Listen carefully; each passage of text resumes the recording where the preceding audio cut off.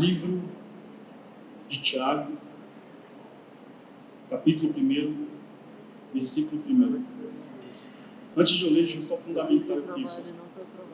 O ano de 2020 para mim foi muito especial, porque foi um ano que eu li a Bíblia 3 vezes. O ano de 2020 foi um ano que me mudou completamente. Foi um ano que me quebrou por completo. Foi um ano que eu venci momentos muito duros na minha vida emocional. E só foi possível continuar a jornada não porque eu tive contato com um companheiro de reino. Só foi possível continuar a jornada em 2020 porque eu tive um profundo, intenso, sério relacionamento com a palavra escrita. E hoje eu quero te convidar para que nós venhamos ser do tamanho de uma gota d'água, mas profundos como o oceano. Porque nós vamos mergulhar profundo na palavra escrita. Ok? Já que nós estamos em uma escola, eu quero exercer aqui meu chamado de mestre e trazer para nós, cara, uma atmosfera de redenção a partir da palavra escrita. Ok? Então, Tiago, capítulo 1.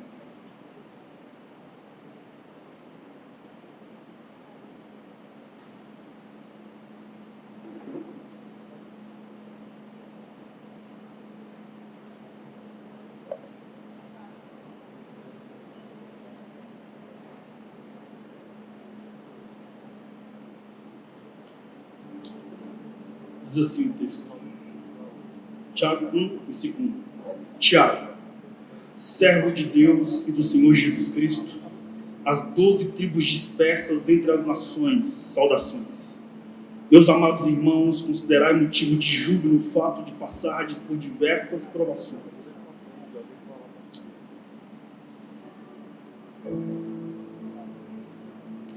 Considerai motivo de júbilo o fato de passardes por diversas provações. Porquanto sabeis que a prova da vossa fé produz ainda mais perseverança. E a perseverança deve ter plena ação, a fim de que sejais aperfeiçoados e completos, sem que vos falte absolutamente nada, e muito menos alguma virtude. Se alguém entre vós tem falta de sabedoria, roga a Deus. Rogai então a Deus, que todos concede liberalmente com grande alegria. Todavia, peça-o com fé, sem qualquer sombra de dúvidas, pois quem cresce com reservas é semelhante à onda do mar, agitada e levada pelos ventos. Não imagine tal pessoa que assim receberá coisa alguma do Senhor, pois é vacilante e inconstante em todos os seus caminhos. Contudo, o irmão de condição humilde deve gloriar-se em sua dignidade. O irmão rico deve orgulhar-se em sua pequenez, pois ele também passará como a erva do campo. Porque o sol se levanta com calor intenso e seca a planta. Cai então a sua flor e toda a sua beleza e glória desvanece. Da mesma forma, o rico definhará em meio a muitos compromissos. Feliz a pessoa que persevera na provação. Porquanto após ter sido aprovado, receberá o prêmio da coroa da vida que Deus prometeu aos que o amam. Entretanto, ninguém ao ser tentado deverá dizer: estou sendo tentado por Deus. Ora, Deus não pode ser tentado pelo mal, e a nenhuma pessoa tenta. Cada um, porém, é tentado pelo seu próprio desejo, sendo por esse iludido e então arrastado. Em seguida, esse desejo, tendo concebido, faz nascer o pecado, e o pecado, após ter sido consumado, gera morte. Meus amados irmãos, não vos permitais ser enganados. Toda boa dádiva, todo bom perfeito, vem do Pai das luzes, e em quem não há oscilação, como se vê nas nuvens inconstantes. De acordo com a sua vontade, Ele nos gerou pela palavra da verdade, a fim de sermos como os que em primeiros frutos de toda a criação foram gerados. Assim, meus queridos irmãos, tende este princípio em mente. Toda pessoa deve estar pronta para ouvir, mas tardia para falar, e lenta para se irar. Porque a ira do ser humano não é capaz de produzir justiça. A ira do ser humano não é capaz de produzir justiça. Portanto, livrando-vos de todo tipo de impureza moral e aparência de maldade, recebei humildemente a palavra em vós implantadas, a qual é poderosa para salvar a vida eterna. Para a vida eterna. Sede praticantes da palavra, não somente ouvintes, iludindo-vos a vós mesmos. Porquanto se alguém é ouvinte da palavra e não é praticante, é semelhante ao homem que contempla o seu rosto em um espelho. E depois de admirar a si mesmo, sai e logo se esquece da sua aparência. Porém, a pessoa que observa atentamente a lei perfeita, a lei da liberdade, e nela persevera, não sendo ouvinte negligente, mas praticante zeloso, será muito feliz em tudo que empreender. Se alguém se considera religioso, mas não freia a sua língua, engana-se a si mesmo. Sua espiritualidade não tem valor. A religião que Deus, o nosso Pai, aceita com sinceridade e com imaculação é essa. Cuida dos órfãos, das viúvas, que possuem necessidades, especialmente se não deixem-se corromper-se pelas vãs filosofias humanas. Caros irmãos, como crentes em nosso glorioso Senhor Jesus Cristo, não façais acepções de pessoas, tratando-as com preconceito ou parcialidade. E por assim dizer, entrar em vossa sinagoga algum homem com anéis de ouro no dedo, trajando roupas caras, e ao mesmo tempo entrar uma pessoa pobre, vestindo roupas velhas e sujas. Ao tratardes com atenção especial apenas um homem bem trajado, e honrando, dizendo a este: eis aqui um lugar digno da tua pessoa, assenta-te, pois. Mas se dissertes ao homem pobre: tu podes ficar ali em pé, ou assenta-te aqui no chão, próximo ao estrado onde põe os meus pés, não fizeste discriminação preconceituosa, e vos tornastes como juízes que usam critérios perversos? Ouve, meus amados irmãos, não escolheu Deus para o mundo os que são pobres, para serem ricos em fé e herdeiros do reino que ele prometeu aos que o amam? Contudo, vós tendes menosprezado os pobres. E não são os ricos que vos oprimem? Não são eles que vos arrastam para os tribunais? Não são os ricos que blasfemam o bom nome que sobre vós foi invocado? Se vós, entretanto, observais a lei do reino, como está registrado na Escritura que ordena: amarás o teu próximo como a ti mesmo, então estaria agindo corretamente. Se, todavia, tratais as pessoas com parcialidade, estareis incorrendo em pecado e sereis condenados pela lei como transgressores. Porquanto, quem obedece toda a lei, mas tropeça em apenas uma das suas ordenanças, torna-se culpado de quebrá-la integralmente. Pois aquele que proclamou não adulterarás, também ordenou não matarás. Ora, se não adulteras, porém comete um assassinato, te tornaste da mesma forma transgressor da lei. Falai e procedei com todos, como quem haverá de ser julgado pela lei da liberdade. Pois, olha o versículo 13, pois será exercido um juízo sem misericórdia sobre quem também não usou de compaixão. A graça triunfa sobre o juízo. De que adianta, meus caros irmãos, alguém proclamar sua fé se não tem obras? Acaso essa fé pode salvá-los? Se o irmão ou irmã estiverem necessitados de roupa, passando por privações de alimento de cada dia, e qualquer entre vós lhes disser: ide em paz, aquecei-vos, comei e satisfazei-vos, porém se lhe dá alguma ajuda concreta, do que adianta isso? Desse mesmo modo, em relação à fé, por si só, se não for acompanhada de obras, está morta. Entretanto, alguém poderá afirmar: tu tens fé e eu tenho obras, mostra-me a tua fé sem obras, e eu te mostrarei a minha fé mediante as obras que realizo. Crê tu na existência de um só Deus? Faze bem. Até mesmo os demônios creem e que estremecem. Querem, pois, assegurar-te ao homem insensato de que a fé sem obras é inútil? Ora, não foi Adão, nosso pai na fé, justificado pelas obras? Não foi Adão, não foi Abraão, nosso pai na fé, justificado pelas obras? Quando ofereceu o seu próprio filho Isaque sobre o altar? Vês dessa forma que a fé, como as obras, estavam agindo juntas, e a fé foi aperfeiçoada pelas obras. Cumpriu-se assim as escrituras que declaram: Abraão creu em Deus, isso lhe foi acreditado como justiça, ele foi chamado amigo de Deus. Observai que uma pessoa é justificada por meio de suas ações, e não simplesmente por dizer que crê. Exemplo semelhante a Raabe, a meretriz. Não foi ela aceita por Deus pelas obras? Quando aconteceu que acolheu os mensageiros de Israel e os conduziu à liberdade por outro caminho? Portanto, assim como o corpo sem espírito está morto, da mesma forma a fé sem obras é morta. Caros irmãos, não vos torneis muito de vós mestres, porquanto sabeis que nós, os que ensinamos, seremos julgados com maior rigor. Afinal, todos tropeçamos de muitas maneiras. Se alguém não peca no falar, tal pessoa é perfeita. Se alguém não peca no falar, tal pessoa é perfeita. Quando uma pessoa é perfeita, quando ela não peca quando fala.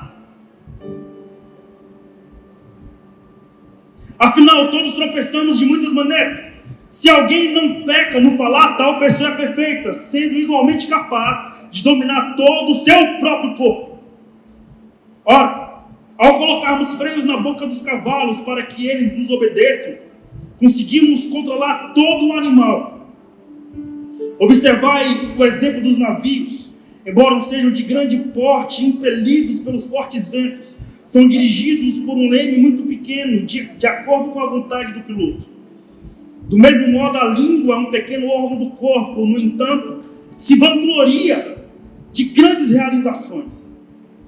Vede como um bosque imenso pode ser incendiado apenas por uma fagulha. Semelhantemente, a língua é fogo, é um mundo de iniquidade. A língua está localizada entre os órgãos do corpo e pode contaminar a pessoa por inteiro, e não somente põe completamente em chamas o curso da nossa existência, como acaba ela mesma incendiada pelo inferno. Pois toda espécie de feras, aves, répteis, criaturas marinhas é possível dominar, e de fato tem sido dominada pelos seres humanos a partir da língua. A língua, contudo, nenhuma pessoa pode dominar. É um mal incontrolável, cheio de veneno mortal.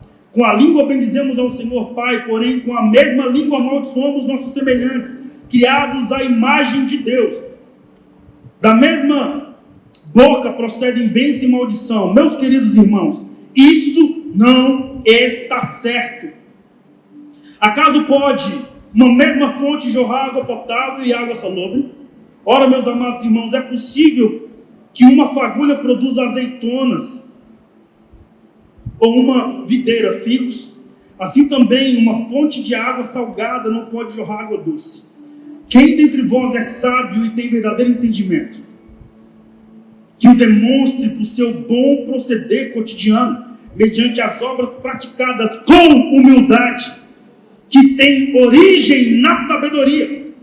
No entanto, se abrigais em vossos corações a inveja, a amargura e ambições egoístas, não vos orgulheis disso, nem procureis negar a verdade, porquanto esse tipo de sabedoria não vem dos céus, mas é terrena, não é celestial, mas é demoníaca. Pois onde existem invejas, rivalidades, aí há confusão e todo tipo de atitudes maléficas. Porém, a sabedoria que vem do alto é, antes de tudo, repleta de misericórdia e de bons frutos, imparcial e sem hipocrisia. Porém, a sabedoria que vem do alto, antes de tudo, é pura, repleta de misericórdia, de bons frutos, imparcial e sem hipocrisia. Ora, a justiça é a colheita produzida por aqueles que semeiam a paz. Ora, a justiça é a colheita produzida por aqueles que semeiam a paz. De onde vêm as batalhas e desentendimentos que entre vós existem? De onde vêm as batalhas e os desentendimentos que entre vós existem? De onde, se não das paixões que guerreiam entre vós?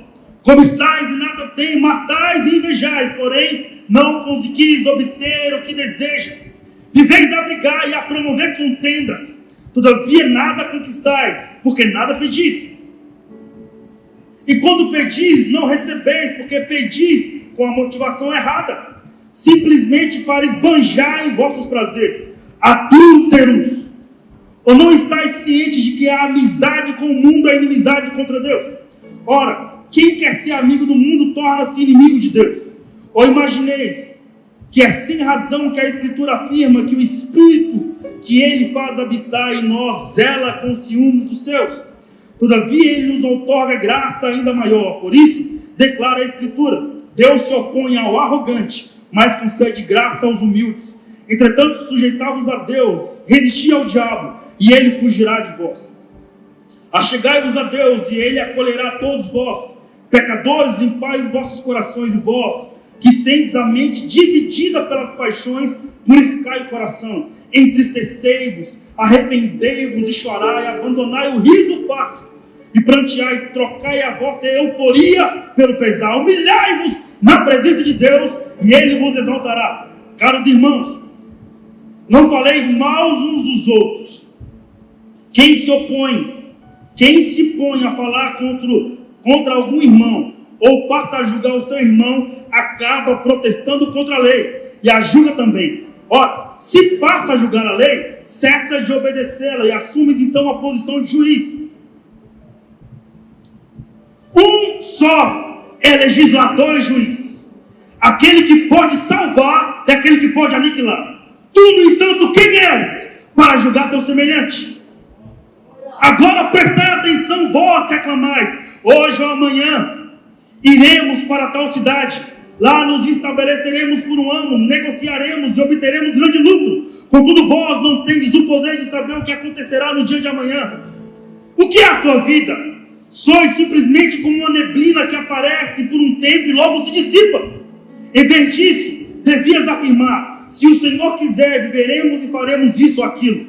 Entretanto, estáis agora vos orgulhando das vossas capacidades. E toda vanglória como essa é maligna. Versículo 16. Entretanto, estáis agora se orgulhando da vossa capacidade.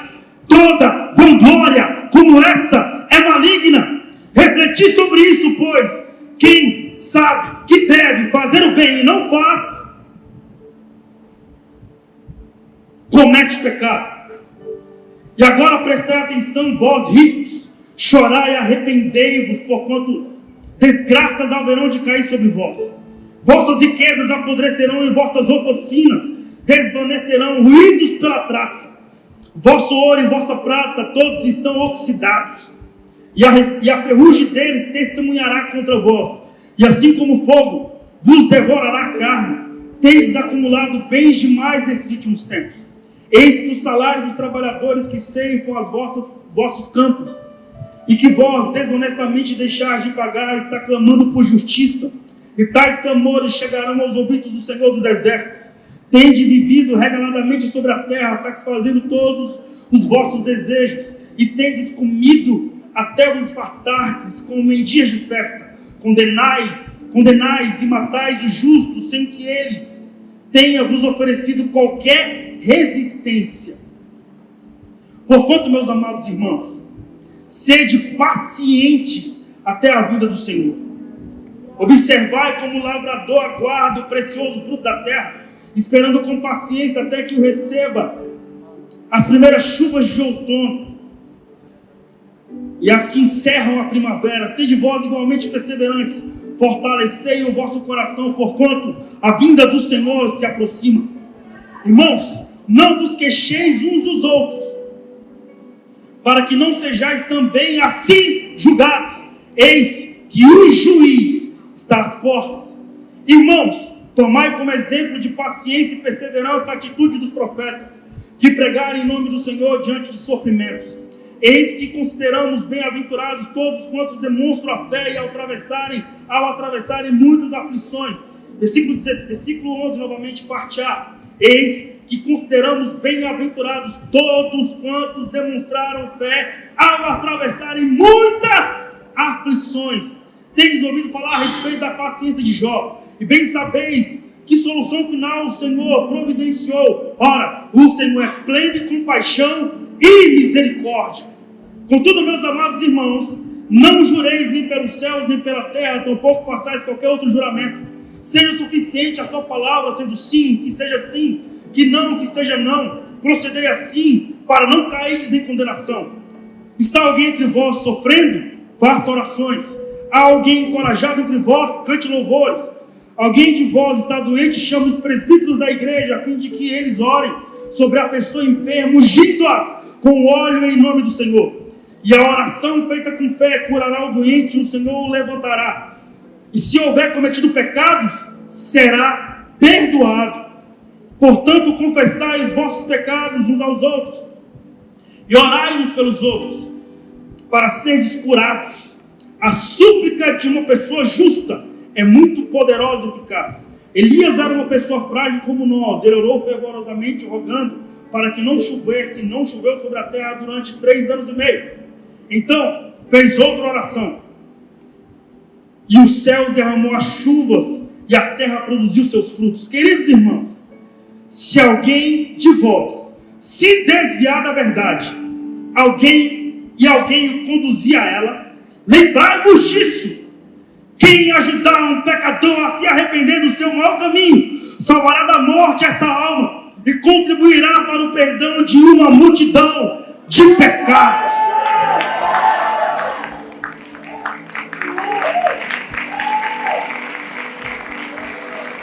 Se Jesus está morto, por favor, 1 minuto de silêncio.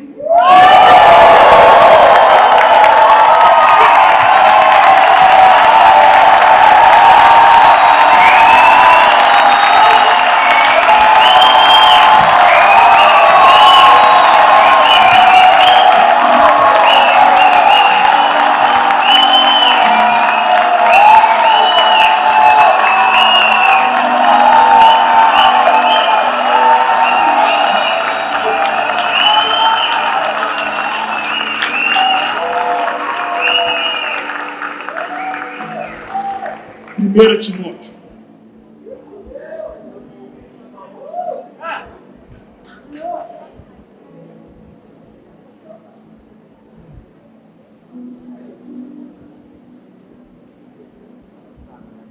Capítulo 1, versículo 1.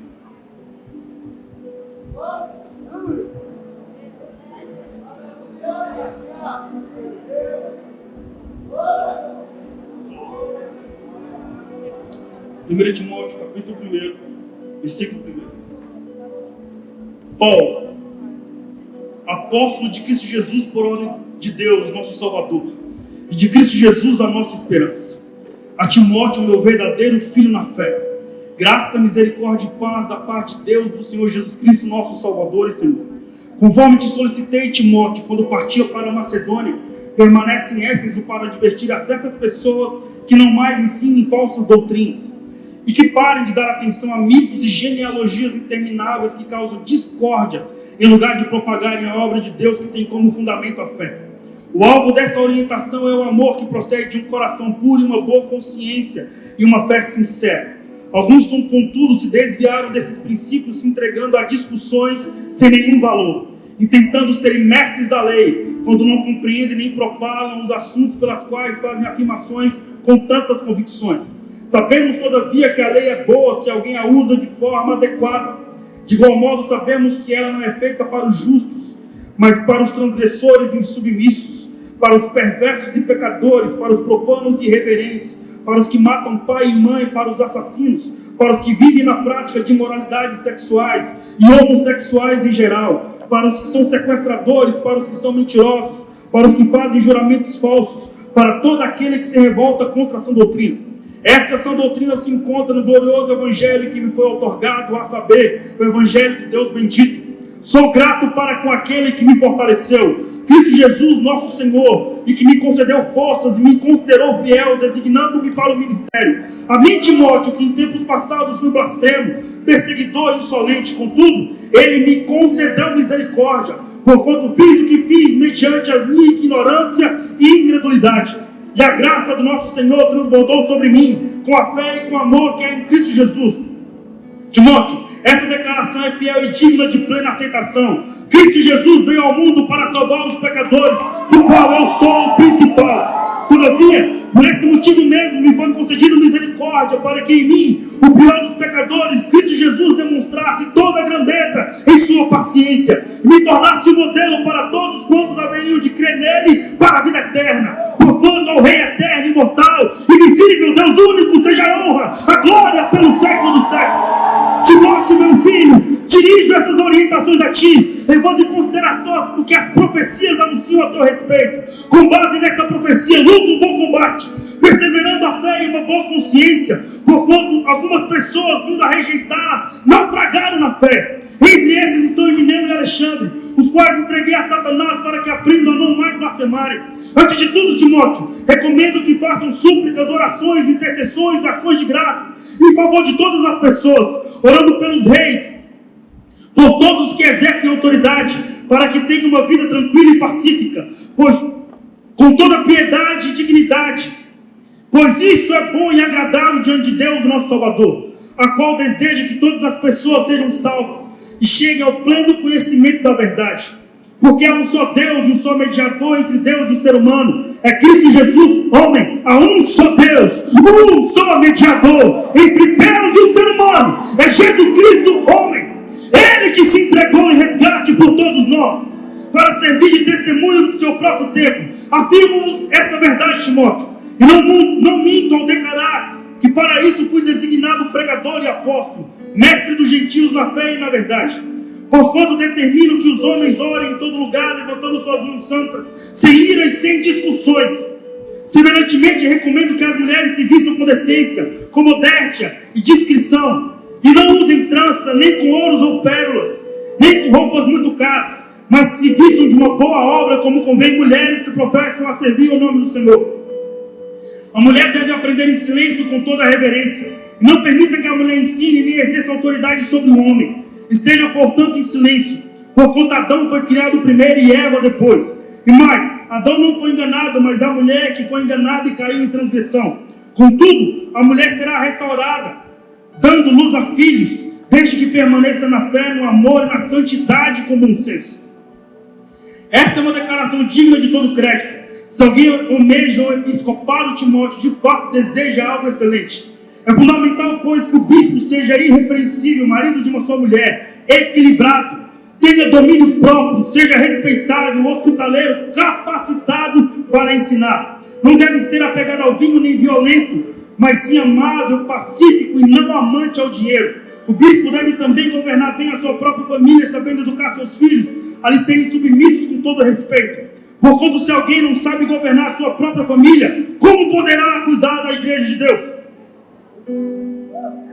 Não deve ser recém-convertido, a fim de que não se ensoberbeça e nem caia na mesma condenação em que caiu o diabo. Também é necessário que tenha um bom testemunho dos de fora, para que não sejam envergonhados nem caiam na armadilha do diabo. Quanto aos diáconos, Timóteo, da mesma forma devem ser honrados de uma só palavra, não dados a muito vinho, nem tampouco dominados pelo amor ao dinheiro. Devem então permanecer no ministério da fé com a consciência pura. Devem também, antes de tudo, passar por experiência, pois se não houver nada que o desabone, então que esses exerçam o diaconato. As mulheres, da mesma maneira, devem ser respeitáveis, não caluniadoras, moderadas e fiéis em tudo. Os diáconos devem ser maridos de uma só esposa, governar bem a sua própria casa, cuidando dos seus filhos. Pois todos aqueles que servem bem o diaconato alcançarão uma posição de honra e muita intrepidez na fé que há em Cristo Jesus. Ainda que alimente a esperança que vem em breve, meu filho Timóteo, escreva essas orientações para que fale a toda a igreja. Contudo, se eu demorar, fique ciente de como as pessoas devem se comportar na casa de Deus, que é a igreja do Deus vivo, coluna e fundamento da verdade. Sem dúvida, Timóteo, grande é o mistério da fé. Deus foi manifestado em carne, foi justificado no Espírito, contemplado pelos anjos, pregado entre as nações, crido no mundo e recebido acima da glória. O Espírito Santo afirma expressamente, Timóteo, que nos últimos tempos alguns se desviarão da fé e darão ouvido a espíritos enganadores e a doutrinas de demônios, sob a influência de hipocrisia de pessoas mentirosas que têm a consciência cauterizada. São líderes que proíbem o casamento e ordenam a abstinência de alimentos que Deus criou para serem recebidos com ações de graça pelos que são fiéis e estão bem firmados na verdade. Pois tudo que Deus criou é bom, Timóteo, e nada deve ser rejeitado se puder ser recebido com ações de graça, porquanto é santificado pela palavra de Deus e pela oração. Oriente então, Timóteo, como as pessoas devem se comportar. Diante de todos esses assuntos, então você será um bom ministro de Cristo Jesus, Timóteo, nutrido pelas palavras da fé e de uma boa teologia que tem seguido. Timóteo, rejeita as fábulas profanas e os falatórios dos insensatos. Exercita-te, porém, na piedade. O exercício físico de fato tem algum valor. No entanto, a piedade para tudo é proveitosa, porquanto traz consigo a promessa da vida presente e da vida futura. Esta palavra, Timóteo, é uma afirmação digna de todo crédito e plena aceitação, pois é justamente para isso que trabalhamos e lutamos, porquanto temos depositado a nossa esperança no Deus vivo, Salvador de todos os homens, especialmente aqueles que creem. Salvador de todos os homens, especialmente daqueles que creem. Ordena, pois, e transmite todos esses ensinos, Timóteo, que ninguém despreze o fato de você ser jovem, mas procura ser um exemplo para os fiéis na palavra, no comportamento, na fé, no amor, na pureza. Enquanto aguarda a minha chegada, Timóteo, meu filho, aplica-te à leitura e à exortação ao ensino. Não deixe de desenvolver o dom que é em ti, que te foi otorgado por mensagem profética, com imposição de mãos por parte dos presbíteros. Dedica-te plenamente ao cumprimento dessas responsabilidades, Timóteo, para que todos possam testemunhar o teu progresso. Tem cuidado de ti mesmo e do teu ensino. Persevera nesses deveres, pois agindo assim, salvarás tanto a tua própria vida quanto a de todos que te derem ouvido. Timóteo, não repreenda o idoso com aspereza, mas admoeste como se fosse um pai, bem como os jovens como se fossem seus irmãos, bem como as mulheres idosas como se fossem as suas mães, como as jovens como se fossem suas irmãs. Tratai-as com toda a pureza. Tratai também com atenção as viúvas, que de fato são necessitadas de ajuda. Todavia, se alguma viúva tiver filhos ou netos, que esses aprendam primeiramente a colocar a sua fé em prática, zelando por sua família e retribuindo os bens recebidos dos seus pais e avós, pois isso é agradável diante de Deus. A viúva realmente necessitada e se ampara, espera em Deus e persevera noite e dia em suas orações e súplicas. No entanto, a que somente busca prazeres, embora esteja viva, na realidade está morta. Ordena, Timóteo, todos esses ensinamentos para que eles sejam irrepreensíveis. Contudo, se alguém não cuida dos seus, especialmente dos da sua família, este tem negado a fé e se tornaram pior do que um descrente. Porquanto deve ser inscrita na relação das viúvas apenas aquelas que constar com mais de 60 anos e que tenha sido esposa de um só marido, cujas boas obras possam lhe servir de bom testemunho, tais como se criou bons filhos, se exercitou a hospitalidade, se lavou humildemente o pé dos santos, se socorreu os atribulados, se praticou todo tipo de boa obra.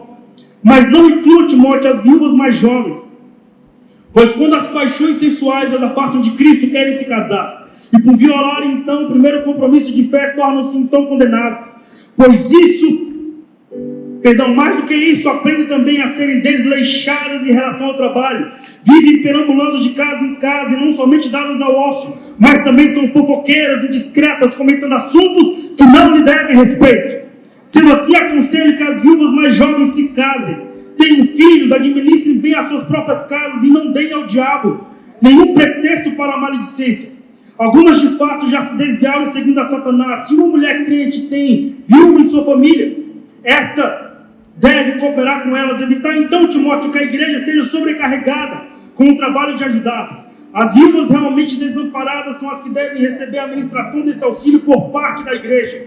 Os presbíteros que administram bem a igreja, Timóteo, são dignos do dobrado de honorário, principalmente os que se dedicam ao ministério da pregação e do ensino. Porquanto afirma a Escritura: não amordaças a boca do boi quando estiver debulhando o cereal, ou ainda, digno é o trabalhador do seu salário. Não aceite, Timóteo, a acusação contra um presbítero, se não houver mais de 2 ou 3 testemunhas. Quanto aos que vivem na prática do pecado, repreende-os na presença de todos, para que os outros de igual maneira se enchem de temor. Eu te exorto solenemente, diante de Deus e de Cristo Jesus e dos anjos eleitos, a que procureis obedecer todas essas instruções, Timóteo, sem parcialidade, e não faça nada por partidarismo. Não imponha as mãos precipitadamente sobre alguém, nem participe do pecado dos outros. Conserva-te, pois, na pureza de vida, por causa do teu estômago e das muitas fraquezas e enfermidades. Não beba somente água, Timóteo, mas também um pouco de vinho. O pecado de alguns homens aparece antes mesmo de serem julgados, e dos outros são descobertos depois. Dessa mesma forma, Timóteo, as boas obras se tornam evidentes, porquanto as obras más não podem permanecer ocultas. Todos os servos que não são escravos, todos os servos que são escravos, devem considerar seus senhores dignos de toda honra, para que o nome do Senhor e o nosso ensino não sejam blasfemados. E os que possuem senhores crentes não devem alimentar por eles respeito menor. Isso pelo fato de serem irmãos, ao contrário, devem servi-los ainda melhor, porquanto os que se beneficiam do seu serviço são fiéis amados. Ensina essas orientações à igreja, Timóteo. Se alguém ensina falsas doutrinas e não concorda com a sã doutrina do nosso Senhor Jesus Cristo e com a teologia que é segundo a piedade, esse é arrogante e nada compreende. Mano, olha o versículo 3. Se alguém ensina falsas doutrinas e não concorda com a sã doutrina do nosso Senhor Jesus Cristo e com a boa teologia que é segundo a piedade, esse é arrogante e nada compreende. Todavia delira em questões e controvérsias acerca da palavra. Dessa atitude brotam as invejas, brigas, difamações, suspeitas malignas, batalhas constantes entre aqueles que têm a mente corrompida e que são privados da verdade, os quais imaginam que a piedade é fonte de lucro. De fato, a piedade acompanhada com alegria espiritual é grande fonte de lucro, porquanto ingressamos nesse mundo sem absolutamente nada, e ao partirmos daqui, Timóteo, nada também podemos levar. Por isso devemos estar satisfeitos se tivermos com que nos alimentar e nos vestir, Timóteo. No entanto, os que ambicionam ficar ricos caem em tentações, em armadilhas e muitas vontades loucas e nocivas, que atolam muitas pessoas na ruína e na completa desgraça. Porquanto o amor ao dinheiro é a raiz de todos os males, Timóteo. Por causa dessa cobiça, alguns se desviarão da fé e se atormentarão em meio a muitos sofrimentos. Aleluia. Versículo 11. Tu, porém, homem de Deus, foge dessas ciladas. Mano, olha o antitexto do texto que o autor está trazendo no texto. Volta, por gentileza, versículo 9. No entanto, os que ambicionam ficar ricos caem em tentações e em muitas armadilhas, e em muitas vontades loucas e nocivas que atolam muitas pessoas na completa ruína e também na desgraça. Porquanto o amor ao dinheiro é a raiz de todos os males, e por essa cobiça alguns se desviaram da fé e se atormentaram a muitos sofrimentos. Tu, porém, homem de Deus, foge dessas ciladas e segue a justiça, a piedade, a fé, o amor, a constância, a mansidão. Combate uma boa batalha na fé. Toma posse da vida eterna para a qual fostes convocado, tendo já realizado boa confissão diante de muitas testemunhas, na presença de Deus e de Cristo Jesus, que perante Pôncio Pilatos fez perfeito testemunho, eu te exorto. Guarda este mandamento imaculado e irrepreensível até a manifestação do nosso Senhor Jesus Cristo, a qual fará com que se cumpra no seu devido tempo. Ele é o único bendito e soberano, Rei dos reis e Senhor dos senhores, o único que é imortal e habita em luz inacessível, a quem ninguém nunca viu e nem pode ver. A Ele sejam a honra, o poder para todos sempre, amém. Ordena aos que são ricos no presente mundo, Timóteo, que não sejam orgulhosos e nem depositem a esperança de suas incertezas de riquezas, nas suas riquezas, aliás, mas em Deus, que nos concede generosamente tudo. Versículo 17. Ordena aos que são ricos no presente mundo que não sejam orgulhosos, nem depositem a sua esperança na incerteza de suas riquezas, mas em Deus, que nos concede generosamente tudo o que precisamos para vivermos satisfeitos. Orientam a praticarem o bem, Timóteo, e que sejam ricos, mas em boas obras, sensíveis, solidários e generosos. Dessa maneira acumularão um valioso tesouro para si mesmo, um firme fundamento para a era que há de vir, e assim alcançarão a verdadeira vida. Timóteo, guarda o tesouro que te foi confiado, evita as conversas inúteis e profanas, assim como as muitas elucubrações sem fundamento, que muitos chamam de saber. Ora, algumas pessoas professando tal conhecimento se desviarão da fé. Que a graça esteja convosco.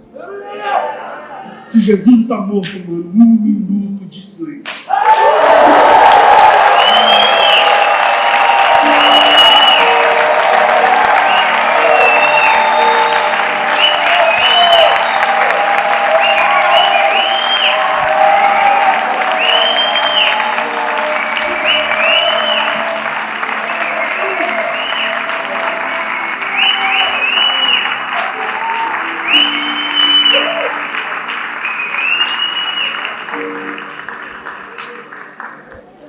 Eu já estou finalizando meu tempo.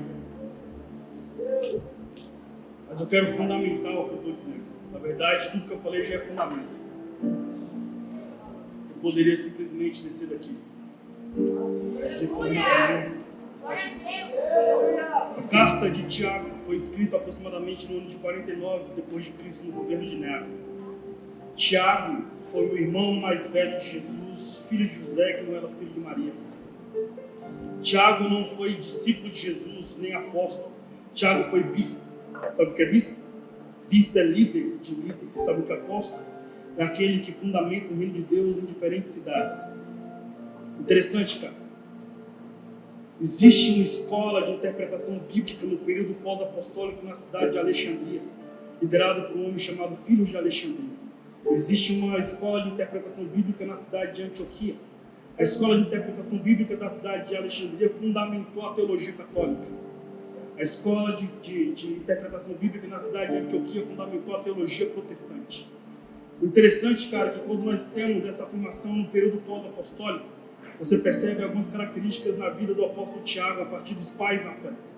Você sabia que os discípulos dos discípulos não eram chamados de apóstolos? Eles eram chamados apenas de pastores e mestres. A primeira carta que nós lemos é a carta de Tiago. Foi uma carta para a igreja universal, sobretudo aqueles que eram judeus e acreditavam no Senhor. Tiago traz fundamentos sérios. Quem foi Tiago, então? Um cara que não foi discípulo de Jesus até que o viu ressurreto. Ele foi o irmão mais velho de Jesus, como falei. O mais significativo na carta de Tiago é que ele se converte só quando vê o irmão ressuscitado, a ponto de tomar posicionamento e se tornar um erudito de cabelos brancos, a ponto de orquestrar conflitos irremediáveis em teologia judaica a partir do colégio apostólico e através da teologia que o apóstolo Paulo pregava, através daquilo que ele experimentou em Antioquia. Atos capítulo 13 diz que o apóstolo Paulo estava vivendo um avivamento em uma geografia onde só existia mestres e profetas. Foi aonde o apóstolo Paulo foi fundamentado. Provavelmente você sabe disso. O apóstolo Paulo não viveu o avivamento de Atos 2, porque ele só se converte em Atos 9. Então você percebe, cara, uma linha extraordinária. Quem é Tiago? Tiago é aquele que olha para a igreja que Pedro e que Paulo cuidavam. Escreve ousadamente uma carta para uma igreja que não foi ele que pariu na fé. E ele traz ordenanças espirituais significativas, trazendo, cara, fundamentos espirituais extraordinários. Na carta de Tiago, como nós lemos, nós temos fundamentos que são cláusulas pétreas. E Tiago, cara, escreve para cristãos maduros. Como você faz parte de uma escola 2414, a minha proposta nessa noite é: respeite a inteligência de Deus e não terceirize a sua fé. Se falam que a sua atitude é correta ou incorreta, garimpe nas escrituras. Tudo que vai fazer você dar o próximo passo.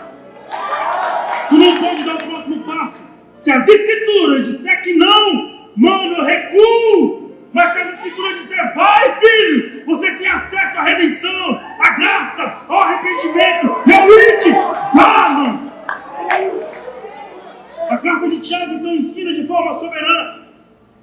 Tiago capítulo 1, versículo 4 diz: e a perseverança deve ter plena ação, a fim de que sejais aperfeiçoados e completos, sem que vos falte alguma virtude. Tiago vai trazendo a característica daqueles, cara, que deveriam receber um posicionamento a ponto de você colocar o pé numa geografia e se tornar raiz profunda. Sabe o que é avivamento? Naquilo que particularmente eu vivi? Gil, quem é você para falar de avivamento? Me converti com 8 anos de idade, mano, cresci num monte com pandeiro. Quando pequei, confessei publicamente. Quando me arrependi, chorei em angústia. Quando trouxe, cara, característica de fruto, chamei a igreja. Quando tive a oportunidade de apacentar órfãos, viúvas, estrangeiros em presídios, fui. Quando amadureci intelectualmente falando de gerar o reino de Deus em universidades, não me eximei. Foram 10 anos, mano, gerando o reino de Deus sozinho, cansado, com uma empresa. Quem é você para falar de avivamento, Gil? Um cara que perseverou, levando muitas cicatrizes e pancadas nas costas, mano. Porque é interessante, eu falei isso muito pro João. Uma coisa é você ter contato com esse negro de óculos e barba da pele para fora. Você tem contato apenas com a minha imagem. A imagem que você está tendo contato agora é a imagem que eu não estou vendo. A imagem que eu estou vendo agora você não está vendo. Você, ó ser humano, tem contato consigo apenas da pele para dentro. O Gil não tem contato com o Gil da pele para fora. O Gil só tem contato com o Gil da pele para dentro desde criança.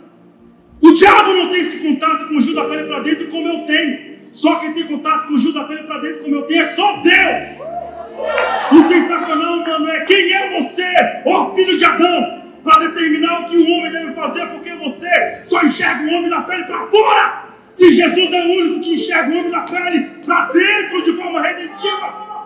E quando o sangue de Jesus nos surge, irmão, da pele para dentro, nós, todos nós, pecadores arrependidos com arrependimento genuíno, nos tornamos mais brancos que a neve. Quando é possível, irmão, a minha alma transbordar de alegria, quando eu faço, mano, atos de arrependimento no meu secreto, no lugar onde você não vê, ó filho de Adão, mas quando o Criador observa o meu jardim sendo restaurado no meu secreto, é outra parada. O que o apóstolo, perdão, o que o bispo Tiago diz então, irmão? Amados irmãos, versículo 2, capítulo 1, considerai motivos de grande júbilo por passar por diversas provações, porquanto sabeis que a prova da vossa fé produz perseverança, e a perseverança deve ter plena ação, a fim de que sejais aperfeiçoados e completos, sem que vos falte virtude alguma. Olha para mim. Matéria-prima do avivamento se chama arrependimento. O arrependimento convoca a salvação. A salvação, mano, chama a santificação. E o nome desse processo é avivamento.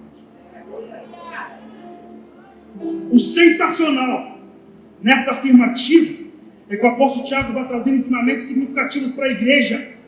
E ele diz assim, logo no versículo 5. Se alguém de vós falta sabedoria, rogai a Deus que a todos concede liberalmente, com grande alegria. Você vai para o versículo 14 que diz, cada um, porém, é tentado pelo teu próprio desejo, sendo por esse iludido e arrastado. Em seguida, esse desejo sendo concebido, faz nascer o pecado, e o pecado, após ter sido consumado, gera morte. Lendo a Bíblia, nós vemos, cara, o apóstolo Tiago trazendo fundamentos significativos para que você persevere na fé, sabendo que você é o único digno de julgar a si mesmo. É 1 Coríntios capítulo 11 que diz, examina-se o homem a si mesmo. É olhando para o espelho e dizendo, mano, não sou digno, Pai, me perdoa, e fazendo manutenção do seu secreto, você a si mesmo. Outro versículo que fundamenta o que estou dizendo é o texto que nós lemos. 1 Timóteo capítulo 4, versículo 16. O apóstolo Paulo, em 64 da era cristã, aos 64 anos, na cidade da Macedônia, no apogeu do governo de Nero, escreve uma carta para um jovem de 22 aninhos, pastor da cidade de Éfeso, a maior cidade da igreja antiga. E Paulo diz a Timóteo, Timóteo, tem cuidado de ti mesmo. Persevera nos teus ensinos, porque fazendo assim, salvarás tanto a tua própria vida, quanto a de todos que te derem ouvidos. Nós vemos então duas cartas diferenciadas. Uma escrita em 49 depois de Cristo, carta de Tiago, escrita por um senhorzinho, e outra carta escrita em 64 da era cristã, também escrita por um senhorzinho. Um sendo irmão mais velho de Jesus, e uma sendo escrita por um cara que viu Jesus a caminho de Damasco. Dois caras com características diferentes. Um cuidando da igreja que o outro apacentou. E o sensacional nessa afirmativa, mano, é que o apóstolo Tiago vai trazendo redenção. Logo no versículo 1 do capítulo 2, Tiago diz assim, caros irmãos, como crentes do nosso glorioso Senhor Jesus Cristo, não façais acepção de pessoas. Não façais acepção de pessoas, tratando-as com preconceito ou parcialidade. Decidiu voluntariamente ser discípulo de Jesus? Sabe de algo, irmão? É necessário que não haja ego. É necessário que não haja rivalidade. Segundo os textos que nós lemos, mano, é pecado expor o outro de forma sem piedade. Diante do texto que nós lemos, é pecado quando entra alguém rico e você, cara, trata ele com mais honra. Diante do texto que nós lemos, é pecado quando você encontra um homem pobre que chega à tua sinagoga e você trata ele de forma humilhante. O apóstolo Tiago diz que a verdadeira religião é aquela que cuida dos órfãos, viúvas e se abstém das vãs filosofias. O apóstolo Tiago vai fundamentando de forma mais intensa e justa na literatura sacra, que me faz tremer a alma, mano, e que me apacenta como um farol diante da escuridão da contemporaneidade. Tiago traz algo que para mim, mano, não gera apenas vida, mas me quebranta, me motiva, determina a minha jornada e me faz literalmente queimar o Senhor. Tiago vai continuar o texto. Lá no versículo 12 do capítulo 2, Tiago diz assim: falai e procedei com todos, como quem deve ser julgado pela lei da liberdade, pois será exercido juízo sem misericórdia sobre quem também não usou compaixão. Olha o texto: pois será exercido um juízo sem misericórdia sobre quem também não usou de compaixão. A graça triunfa sobre o juízo. Nós temos, cara, a evidência de Tiago. Para finalizar, Tiago. E para finalizar, Tiago. Eu estou vendo a galera levantar a placa, eu estou pensando se eu respeito a galera ou se eu respeito a palavra. Olha o texto.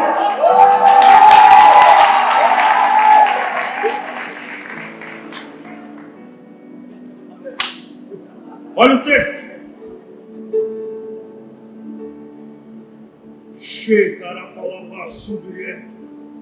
O texto vai trazendo orientações significativas sobre minha proposta de fé, sobre tua proposta de fé, sobre nossa proposta de fé. Porque só é possível, irmão, eu entrar em ti quando tu se esvaziar de ti, para que eu caiba em ti, para que sejamos nós. Só é possível tu entrar em mim quando eu me esvaziar de mim, para que tu caiba em mim, para que sejamos nós. Para quando sentarmos à mesa, você não me apresentar o Pai que é teu. Porque se você me apresentar o Pai que é teu, eu posso me sentir órfão na casa do teu Pai. Se eu me apresentar o Pai que é meu, você pode se sentir órfão na casa do meu Pai. Que tal nos esvaziarmos, para quando sentarmos na mesa encontrarmos um Pai que é nosso?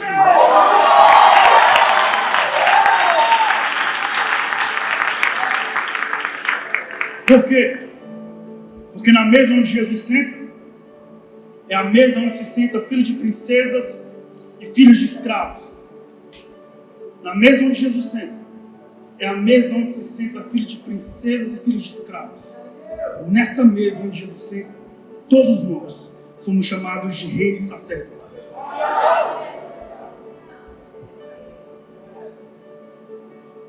Tiago vai trazendo então essa reverência espiritual. E Tiago vai colocando cada um no seu próprio lugar. Capítulo 4, versículo 3, Tiago diz: e quando pedis e não recebeis, porque pedis com motivação errada. No versículo 2 do capítulo 4, Tiago diz assim, versículo 1 do capítulo 4: de onde vêm as batalhas e os desentendimentos que entre vós existem? De onde vêm senão das paixões que guerreiam sobre vós, das vaidades que guerreiam sobre vós, da possibilidade, cara, de gerar humilhação que guerreia sobre vós? Tiago vai concluindo: cobiceis e nada tendes, matais e invejais, porém não conseguis obter. O que desejais, viveis a brigar e a promover contendas, todavia nada conquisteis porque não pedis. Versículo 3 para mim é tão sensacional, já que nós estamos na escola. E quando pedis e não recebeis, pedis com motivação errada, simplesmente para esbanjardes os vossos prazeres. Eu estava ensinando para a minha igreja. Há orações que fazemos, cara, que certamente têm uma motivação errada, mas são feitas da forma certa. Orações que são feitas da forma errada com a motivação certa. Por exemplo, suponhamos que eu seja uma mulher. Eu tenho um marido que me espanca. Ou melhor, suponhamos que eu sou pai e tenho um filho que está nas drogas. Eu vou usar o exemplo de mulher porque eu sou homem. Então não dá para eu entender mulher porque eu não tenho útero. O que eu posso fazer é amar absolutamente. Mas suponhamos que eu tenho um filho. Eu tenho um filho. E esse filho está drogado. E eu começo a orar: pai, liberta meu filho porque ele é drogado. Pai, liberta meu filho porque ele chega em casa e quebra a casa quando está drogado. Pai, liberta meu filho porque ele chega em casa, quebra a casa e me rouba porque está drogado. Se eu orar assim, é uma oração com a motivação certa, mas feita da forma errada. Por que essa oração não vai ser atendida? Porque eu estou orando para que o Senhor liberte meu filho, para que eu não tenha prejuízo. Que tal orar para que esse filho conheça a Deus e seja salvo? Orais e não recebeis, porque pedis errado. É uma mãe que está clamando para que o Senhor liberte o marido que é piguço. Pai, liberta meu marido, porque ele chega em casa e quebra a casa. Quando ele está embriagado, ele quebra a casa. Por que a oração que é certa, feita do motivo errado? Feita da forma errada, aliás, a oração é certa, mas está sendo feita da forma errada. Por que isso está acontecendo? Porque ela está clamando para que o Senhor liberte ela, para que a casa dela não seja quebrada. Que tal orar para que o Senhor se revele a esse cara? E ele tem um nome escrito no livro da vida. Orais, pedis e não recebeis, porque oreis errado, para esbanjar dos vossos próprios deleites, para esbanjar do seu próprio prazer. Tiago vai trazendo uma característica tão poderosa, mano, nessa afirmativa. E ele também traz algo ainda no capítulo 4, versículo 11, ele diz assim: aleluia, caros irmãos. É cabuloso porque eu estou me sentindo mais pastor, né, mano? Até agora eu não falei de nenhum filósofo, estou mais pastor. Caros irmãos, não falai mal uns dos outros. Tiago vai trazendo um aconselhamento para que você venha refrear a sua língua. E aqui eu preciso voltar no capítulo 3. Tiago traz algo poderoso no capítulo 3, dizendo: caros irmãos, não vos tornei muito de vós mestres, porquanto sabeis que nós, os que ensinamos, seremos julgados com maior rigor. Afinal, todos tropeçamos de muitas maneiras. Se alguém não peca no falar, tal pessoa é perfeita. Você não peca no falar, irmão? Você é perfeito em tudo. Mas a sua língua me assassina no coração do outro. A sua língua assassina o irmão no coração do outro. Então suponhamos, tem o Hudson, faz assim, Hudson. E o João Paulo. Eu odeio o João Paulo porque o João Paulo pisou na barra comigo, suponhamos. O Hudson não conhece o João Paulo. Então, sem que o Hudson tenha contato com o João Paulo, chega no Hudson e diz: Hudson, o João Paulo não vale nada. Esse cara fez isso comigo. E o Hudson nunca viu o João Paulo. Quando então ele tem contato com o João Paulo, ele não tem contato com o ser humano, ele tem contato com um cadáver. O que eu fiz? Eu matei o João Paulo no coração do Hudson. Quando o Hudson tiver contato com o João Paulo, não vai ter contato com alguém que é mais de semelhança de Deus. Ele vai ter contato com um cadáver, vai falar: puxa, você está fedendo, odeio você. Só que nunca teve contato. Tiago vai trazendo uma repreensão significativa a respeito, irmão. Já que você decidiu voluntariamente seguir Jesus, é necessário, irmão, eu sei que é difícil, mas é necessário você fechar os seus lábios e abrir o teu coração exclusivamente para o amor, mano. Já dando a oportunidade de ser perdoado, de perdoar, de gerar redenção e sensibilidade. Quando eu tenho essa consciência a partir do que está escrito, mano, olha para mim. Você pode ter uma fé poética, uma fé profética e uma fé romântica. Se você não tiver uma fé bíblica, você tem uma fé apócrifa. Aquela que não foi divinamente inspirada por Deus. Sabia que nós cantamos músicas apócrifas? Sabia que você escuta pregações apócrifas? Então, mano, você pode ter uma fé poética, uma fé profética e uma fé romântica. Mas se o que você fizer não estiver fundamentado na Bíblia, você vai ter uma fé apócrifa. Então nem é lícito se mover. E se você faz, já sabe, mano, você vai prestar contas diante de Deus a partir disso. Tiago então vai trazendo essa repreensão e essa sutileza espiritual. E ele diz a partir do versículo 2, capítulo 3, afinal, todos tropeçamos de muitas maneiras. Se alguém não peca no falar, tal pessoa é perfeita, sendo igualmente capaz de dominar teu próprio corpo. Ora, ao colocarmos freios na boca do cavalo, para que eles nos obedeçam, conseguimos controlar o animal todo. Observai, por exemplo, os navios. Embora sejam de grande porte, impelidos pelos fortes ventos, são dirigidos por um leme muito pequeno, de acordo com a vontade do piloto. Da mesma forma, a língua é um pequeno órgão do corpo, no entanto, se vangloria de pequenas realizações. Eu estava na dentista esses dias, fazendo manutenção no meu aparelho, e ela falou uma parada para mim que eu chapei. Ela viu que eu estava chapado. Ela começou a apertar o aparelho. E ela falou: você sabia, Gil, que a língua é o músculo mais forte do corpo? É tão forte que ela contribui com a força do maxilar. O órgão mais consistente, mais poderoso do corpo são os dentes. Que uma mordida pode dar até 80, 90 quilos quando você morde. Por isso, quando você morde, sua bochecha dói demais. Sabia que a língua, ela tem o poder de afastar o órgão mais forte do corpo?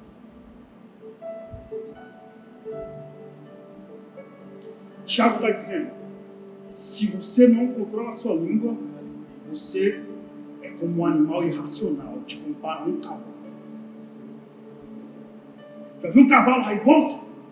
Tiago compara um ser humano que fala demais com um cavalo sem rédeas. Tiago então vai continuando. E ele vai trazendo todas essas características. E ele vai trazendo também essa sensibilidade. O sensacional, cara, é que Tiago, além de trazer essa pedagogia, sendo uma carta universal escrita em 49 depois de Cristo, Tiago no capítulo 4, agora sim, no versículo 11, ele diz: caros irmãos, não faleis mal uns dos outros. Quem se opõe a falar contra algum irmão ou passa a julgar o seu irmão, acaba protestando contra a própria lei. Ora, se passas a julgar a lei, cessa de obedecê-las e assume a posição de juiz.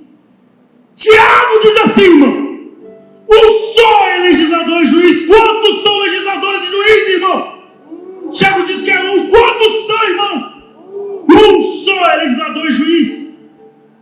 Aquele que pode salvar e aniquilar. Tu, no entanto, quem és para julgar teu semelhante? Não é o Chico que está falando, irmão. É o apóstolo Tiago, perdão, o bispo Tiago. Agora prestem atenção, e ele vai trazer então essa característica. Ei, presta atenção. Capítulo 5 já começa assim: agora prestai atenção. E aí, mano, algo que tem tudo a ver com vocês. É o fim do capítulo 5. Aqueles que amam a almas. Então imagina, tudo que eu li foi intencional. E eu quero já, antes de finalizar a carta de Tiago, para entrar na carta de 1 Timóteo. Olha que cabuloso. Eu aprendi na minha jornada cristã, quando eu estava sofrendo sozinho, em depressão, com vontade de me suicidar, que eu não posso ler um versículo isolado, depois de ter uma jornada de anos na fé. Então, com todo respeito, eu digo a vocês: respeita a inteligência de Deus. E para de ler a Bíblia fundamentado em um versículo isolado. Mano, chegou a hora de você ser mestre. Paulo diz assim: pelo tempo que você tem na fé, você já deveria ser mestre. Mas porque você optou ser menino, eu vou continuar te alimentando de leite. Ele fala isso aonde? 1 Coríntios. Ou seja, imagina, irmão, a carta de 1 Coríntios é toda leite para Paulo. É onde ele fundamenta unidade no capítulo 10, onde ele fundamenta corpo no capítulo 11, onde ele fundamenta dons no capítulo 12, onde ele disse no capítulo 13 que você pode ser batizado com o Espírito Santo. Ou melhor, você pode falar em línguas, você pode ter dons espirituais e não ser batizado com o Espírito Santo. Porque paz, meu irmão, perdão, desmistificar. Mas 1 Coríntios capítulo 13, quando Paulo fala sobre amor, ele não fala sobre amor eros, amor de homem e mulher. Ele fala sobre amor ágape, amor de Deus com a humanidade. Então, seria desonesto textualmente pegar o amor que Paulo fala em 1 Coríntios 13 e você escrever um bilhete para dar para sua namorada, respeitando o texto. O texto não fala de amor de homem e mulher, nem amor de pai para filho, nem amor de amigo para amigo. Não, amor ágape, filos, Filadélfia. É amor ágape, amor de Deus com a humanidade. Tudo que eu estou falando para Paulo é leite. Tá doido, meu? Isso gera dentro de mim, cara, a necessidade de mergulhar nas escrituras. Foi então que no apogeu dos meus dias maus, ainda na pandemia, quando eu quis me suicidar, porque você só conhece o Gil da pele para fora, da pele para dentro, só Deus sabe como eu estava. Eu comecei a mergulhar na Bíblia, e foi meu único momento de paz. Eu dormia, acordava às 4, 5 horas da manhã, ficava deitado na minha cama até às 16 horas da tarde, abria meu computador, fingia que tinha escovado os dentes, abria meu computador e lia a Bíblia com 300 pessoas que eu estava cuidando. Lia a Bíblia todos os dias em 2020, entre 4 e 7 horas, todos os dias. Todos os dias da pandemia. Das 6 às 10 horas, das 23 horas às 12 horas da manhã, com o Lúcio e mais um grupo de amigos mais íntimos. Isso gerou em mim esperança de continuar. Só isso. Foi lá na Bíblia, aquilo que me fundamenta. Então, irmão, não foi só aqui que eu li 2 livros. Na minha igreja, a gente já estava muito adaptado a isso. Eu não consigo mais estar numa reunião e ler um versículo isolado e fundamentar um discurso todo a partir de um versículo. Mas é lícito? Claro que é lícito sim, irmão. Continua fazendo isso. Estou falando daquilo que o Senhor está fazendo eu viver, está permitindo o Gil experimentar. Porque perceba que os 2 livros que nós lemos, a mensagem não está em um versículo, a mensagem é o livro todo. Inclusive, eu não sei se você sabe disso, até o século XVI não existia capítulos nem versículos. Se lia a Bíblia da forma que eu li. Mas foi colocado capítulos, primeiro foi colocado capítulos em 1226 por um clérigo de Londres, se tornou chanceler da Universidade de Paris. Foi um homem que colocou capítulos na Bíblia. E em 1556, um outro homem colocou versículos. Aí vem a primeira tradução da Bíblia impressa a partir de Martinho Lutero, quando ele reforma Wittenberg na Alemanha, através da reforma protestante. E aí, cara, é assim que eu tenho partido a minha jornada cristã. Eu preciso entender o que o texto diz, não uma frase. É lícito eu pegar uma frase? Claro que é, irmão. Mas eu estou te convidando a um amadurecimento. Quando você lê a Bíblia, irmão, não leia um versículo isolado, irmão, para fundamentar os seus desejos ou para condenar alguém. Leia o livro todo. Porque talvez quando você lê, você vai perceber que você é tão pó quanto Adão.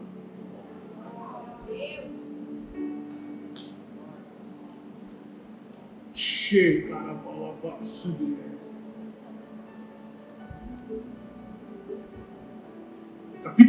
Capítulo 4, já li?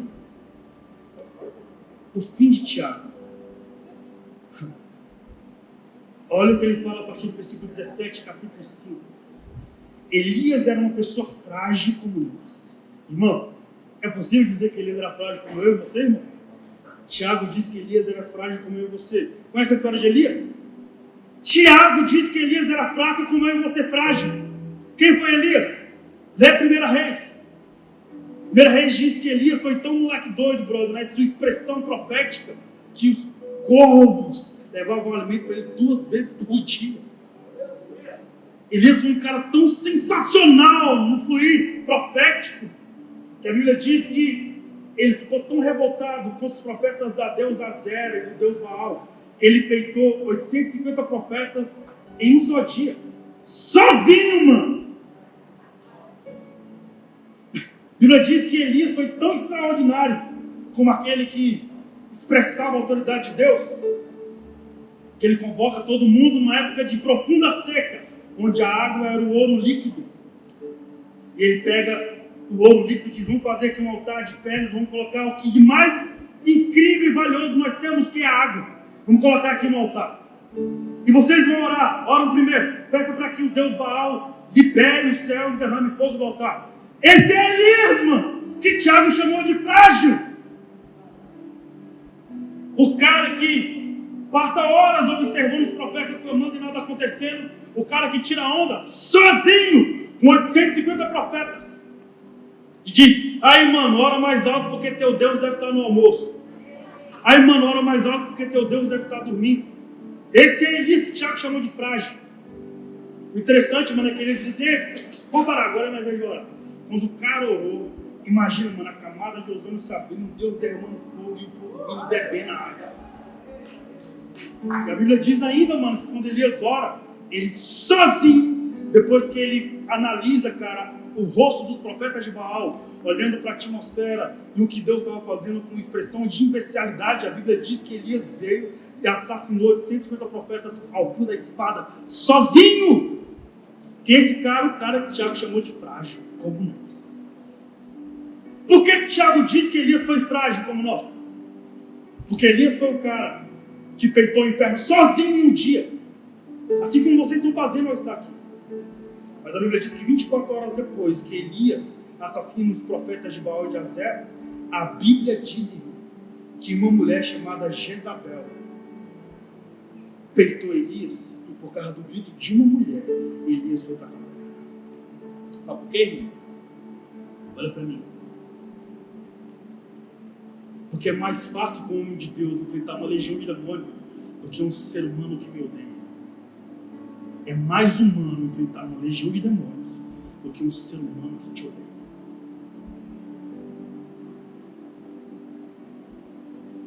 Elias foi frágil porque, como eu e você, porque a gente tem força, mano, para juntar numa praça várias pessoas. Porque a gente tem força, irmão, para liderar a adoração e o céu rasgar e o fogo descer. A gente tem força, irmão, para ir para a universidade e conversar com o ateu, irmão. A gente tem força para falar que o Espírito Santo é aquele que se move.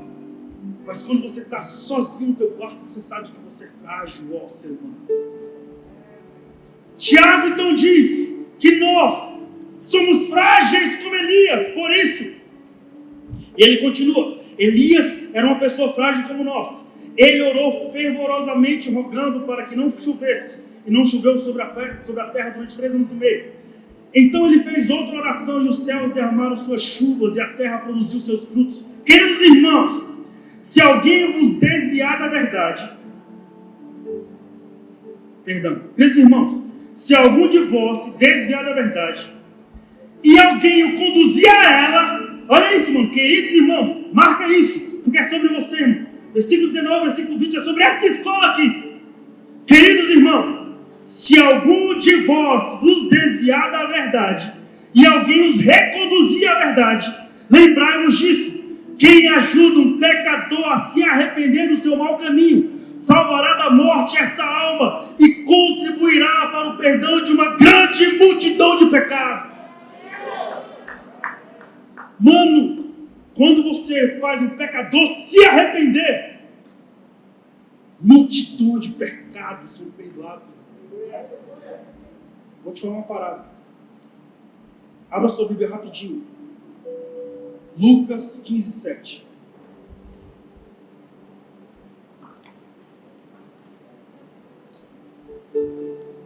Lucas 15, 7. Abriu? Diz assim: eu vos afirmo. Leia, por favor. Quando alguém citar um versículo bíblico, abra a Bíblia e leia. Eu vos afirmo que haverá maior alegria nos céus por um pecador que se arrepende, do que por 99 justos que não necessitam de arrependimento. Está escrito: eu vos afirmo que haverá maior alegria nos céus por um pecador que se arrepende, do que por 99 justos que não necessitam de arrependimento. Os céus, irmãos, não faz festa enquanto você está em santidade. Já está em santidade, irmão? Você não faz mais sua obrigação. Você ora, lê a Bíblia e jejua. Você não faz mais sua obrigação, irmão. Não tem por que eu te idolatrar, te dar uma medalha. Porque você já está redimido. Agora, se é para fazermos na terra como é feito nos céus, celebre, pelo amor de Deus, irmão, quando um pecador se arrepende. Porque é o único momento, biblicamente falando, que os céus faz festa. Os céus não faz festa, irmão, quando você ganha uma Land Rover. Inclusive é o seguinte, irmão. Muitos de nós, inclusive eu, oro para que o Senhor mude meu carro popular por uma Land Rover. E de repente estou subindo um monte, pagando preço, fazendo campanha, dando oferta para que o Senhor mude meu carro popular por uma Land Rover. Se o Senhor mudar meu carro popular por uma Land Rover e meu coração não se santificar, eu não fui abençoado, eu fui Land Roverizado. Se o meu coração não mudou enquanto o Senhor me deu uma Land Rover, mano, na verdade eu estava indo para o inferno de Fusquinha, agora eu estou indo para o inferno de Land Rover. Mas se o meu coração é esse centro de quebrantamento, eu compreendo, mano, que um amigo meu lá do Rio de Janeiro diz: eu não sou o destino da bênção, eu sou a carruagem da bênção. Quando os céus vêm sobre mim e me abençoam, eu não sou o destino disso. Eu sou, literalmente, aquilo que leva a carruagem daquilo que o Senhor me deu. E quando essa bênção chega em você, isso é o meu louvor.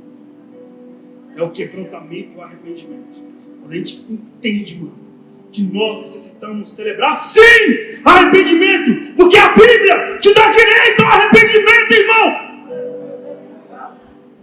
Aí você compreende o que Tiago diz. Quando um pecador se arrepende, irmão, e quando você é esse caminho, essa bússola que lidera o pecador para o arrependimento, carga de pecados são perdoados, e você necessita celebrar, porque é isso que os céus faz festa, irmão. Pode aplaudir o nome de Jesus, irmão. Quantos estão comigo? Não estão comigo aqui, cara? Aleluias. Mano, eu tô chapadaço mesmo. Eu queria passar a noite toda lendo a Bíblia com vocês, mas eu vou me conter. Eu quero finalizar explicando a carta que eu li. Lembra, lá em Atos capítulo 8, o Evangelho de Atos é sensacional. O Evangelho de Atos não, perdão, corta essa parada aí. O livro de Atos é sensacional. Eu falei Evangelho de Atos porque está na minha cabeça que o mesmo autor de Atos é o mesmo autor de Lucas. E o Evangelho de Lucas e o Evangelho de Atos até o século V era só uma carta. Eles eram livros corridos. O Evangelho de Lucas falando sobre os atos de Jesus, o Evangelho de Atos falando sobre os atos dos apóstolos. E isso trazia, cara, essa redenção. Paulo, ele, aos 64 anos, escreve uma carta, irmão, para jovens como você, de 22 aninhos. Quantos aqui estão na casa dos 20 anos? Levante as mãos. Quantos estão chegando na casa dos 20? Levante as mãos. Quantos estão chegando na casa dos 20 estão chegando e estão na casa dos 20? Todo mundo, né? Eu acho. Quantos estão chegando na casa dos 20 e estão na casa dos 20? Todo mundo, eu acho. Quantos estão na casa dos 30?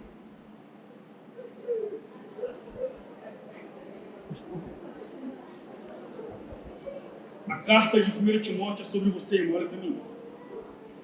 Timóteo já começa a carta para que você vigie diante de algumas características interessantes. Ele pede para que você pare de dar atenção a mitos e genealogias intermináveis, no capítulo 1, no versículo 4. Capítulo 2, o apóstolo Paulo traz algo que eu acho que muitos irmãos se ofenderam. Algum irmão se ofendeu quando o apóstolo Paulo traz no texto, semelhantemente, no versículo 9, capítulo 2. Semelhantemente, recomendo que as mulheres se vistam com decência, com modéstia e discrição, e não usem tranças, nem ouro, nem pérolas, nem roupas muito caras, mas se vistam de boas obras, como convém às mulheres.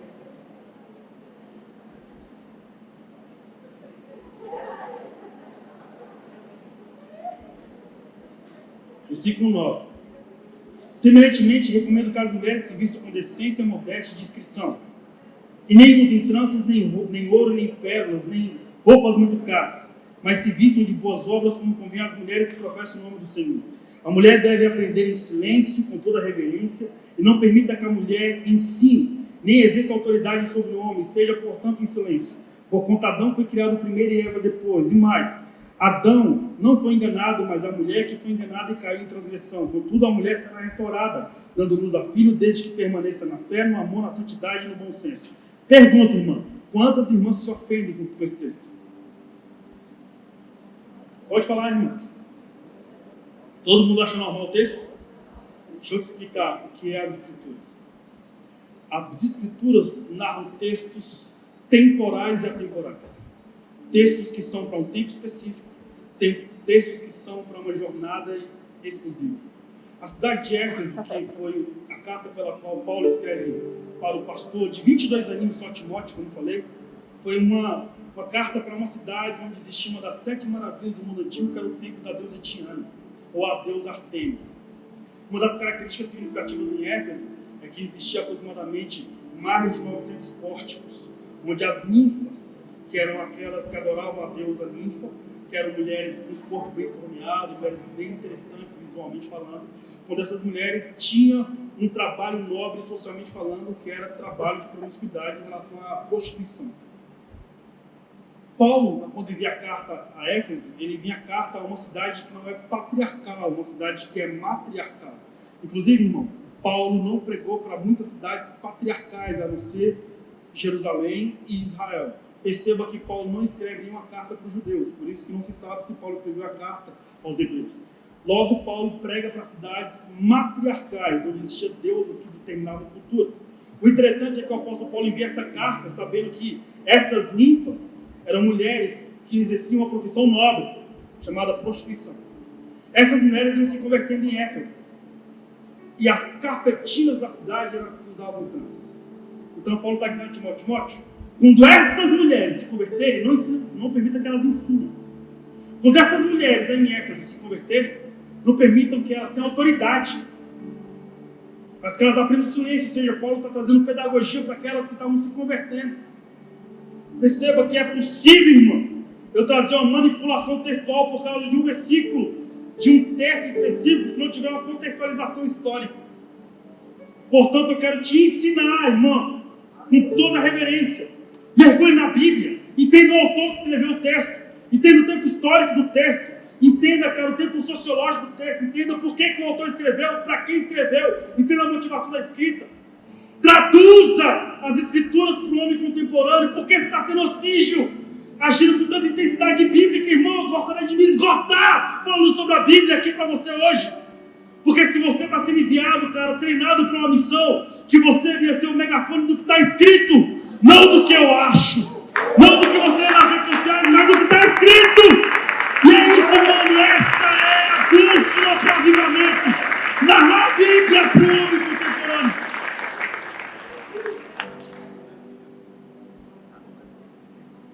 Fique em pé em nome de Jesus.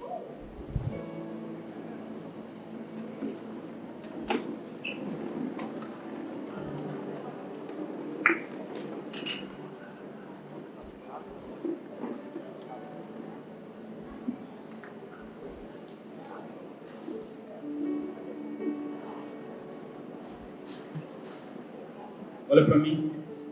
Eu quero finalizar. Você ficou em pé durante muito tempo no louvor, e a gente vai rasgar os céus em adoração. Capítulo 4, olha para cá, por gentileza. Talvez esse seja o momento mais importante. É claro, foi importante porque a gente leu a palavra. Não sei se você já foi para um culto onde um livro todo foi lido. Não sei se você foi para um culto onde 2 livros foram lidos. Que honra. Olha para mim. 1 Timóteo, capítulo 4, versículo 12, o apóstolo Paulo diz algo, e eu tenho certeza que isso é sobre você. Paulo diz assim: que ninguém menospreze o fato de você ser jovem, mas procura ser um exemplo para os fiéis na palavra, no comportamento, no amor, na fé e na pureza. Enquanto aguarda a minha chegada, Timóteo, aplica-te à leitura e à exortação. Não deixe de desenvolver o dom que há em ti. Te foi otorgado com mensagem profética, com imposição de mãos por parte dos presbíteros. Dedica-te plenamente ao cumprimento dessas responsabilidades, para que todos possam ver o seu progresso. Olha para mim. Eu quero finalizar falando sobre o código de etiqueta espiritual. Quero finalizar falando sobre isso. Por isso que eu pedi uma taça. O que é o código de etiqueta? Para mim, você exerce isso. O código de etiqueta pede para que eu coloque água apenas na metade do copo. Por quê? Porque é elegante. Eu posso caminhar elegantemente. E se alguém tropeçar em mim, a água não vai cair. Porque existe um equilíbrio. Olha para mim. Esse é Jesus. Intensamente equilibrado. Ele esteve diante de Pôncio Pilatos e Pilatos disse: eu tenho poder para te libertar. Sabe o que Jesus responde a Pilatos? Se eu precisasse de proteção, meu Pai enviaria miríades e miríades de anjos. Não há poder que há na terra que não seja concedido pelo Senhor. Olha para mim. Jesus é assim, irmão. Equilibrado, fino. C.S. Lewis é sensacional porque ele escreve as Crônicas de Nárnia.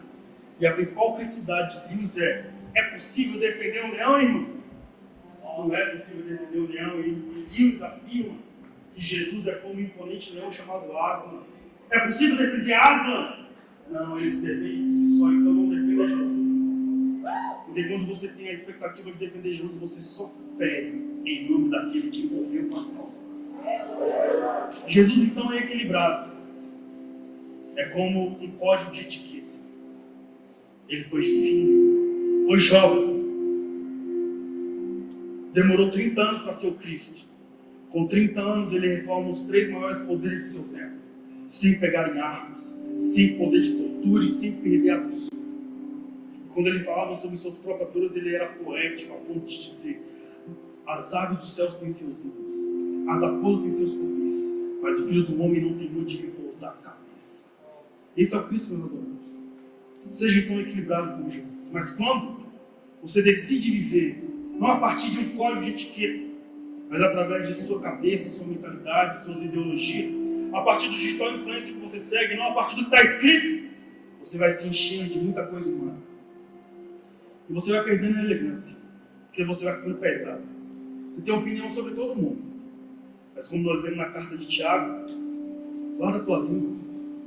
Quando nós vamos tendo opinião e trazendo essa característica, nós perdemos a elegância de Jesus. O que nós nos tornamos? Deselegantes.